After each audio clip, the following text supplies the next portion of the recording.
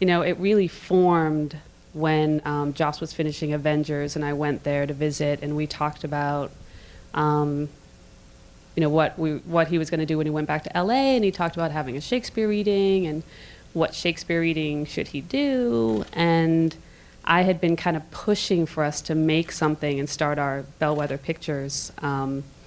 And I just sort of, the light bulb went off, and I just thought, we could make a movie. Like, we could just make a movie and not have a Shakespeare reading. We could film, like we've talked about forever, and sneak it in between finishing filming and starting post-production. And that's what I started talking about. We were sitting in a bar in New York, and I started talking about that and saying, let's just film it. What could we film? And we immediately thought of that production that we did at our house of Much Ado, and Amy and Alexis, and that's just where it started. I think we started back, it was around season 3 of Buffy that Joss could see that there were a few people around him that liked Shakespeare, and he's passionate about it. And I think these readings go back to his childhood, don't they? There was something that his family used to do, and so... So I think the first one might have been the Scottish play. I'm on stage, so I have to be careful how I phrase it. And then they kind of took off, didn't they? It was just really fun. I mean, very relaxed, no expectations, everybody just having fun. And when Joss asked us if we wanted to do this, he only gave us about 2.5 weeks notice. So we didn't really have enough time to panic and realize that we should be terrified of doing it. And we just had to learn the lines and figure out what we were saying. So Kai was nice enough to leave the house unlocked, and if Joss was working, Alexis and I would go over there, and she would walk in and find us in their living room, and we just kind of took every moment we could to work on it and figure it out together. The speed of the process, in a strange way, kind of just kept us very light and having a great deal of fun, and I think that's what's captured here. I kept hearing noir comedy, so my mind automatically went to that we were doing this wonderful period piece. And then I was like, oh, but there's iPad. So I don't know, we've said that kind of the black and white seems to sort of bridge the gap between this language and the modern day, and then you've got the black and white and, 30s style dresses and smart looking suits. And so it to me, obviously, everyone's like, it's a modern interpretation, but it really does have a very timeless quality to it. When you take a picture in black and white and you take a picture in color, it's so different. It's completely different. Sometimes I don't even recognize certain things in the house as my own, and I wanted to have that. I wanted to keep my house for me. But then on the other side, it's very busy.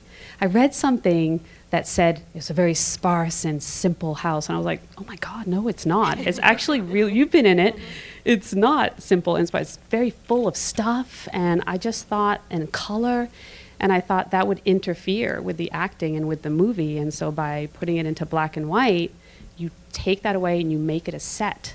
And then the actors can do their job, and they're not competing with the background. So, I mean, a lot of thought actually went into it, but we didn't ask anybody about it. And then we found out later it's not the best idea to do, because it's hard for people when they watch it on TV. They might think that their TVs are broken.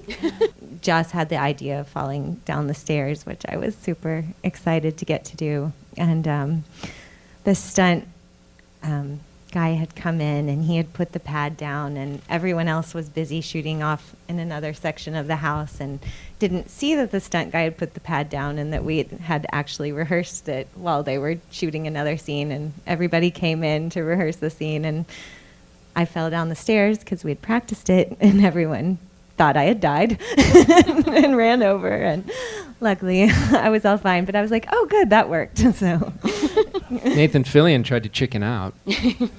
The whole part of the schedule was based around his work on Castle, so there were these 2 weekends where you guys could shoot his stuff, and he said yes over the phone, and then went back and read the play, and it was like, oh no, oh my God, no.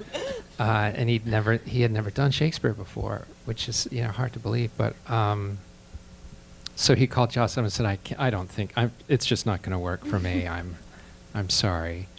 And Joss said, no, you have to do it. I can't get anybody else. And we've got the whole thing scheduled around you, so you have to do it. And thank God, right? Yeah.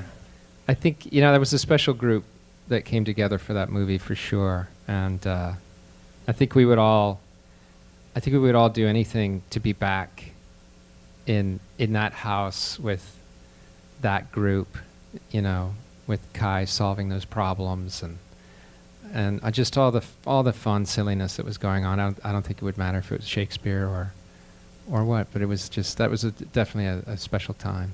For me, when I watch the movie, it feels how it felt making it, and I feel like you just see that everyone's doing it because they loved it and they really wanted to be there, and I think that just plays through to the audience and makes people want to go back and bring their friends, and hopefully we'll see.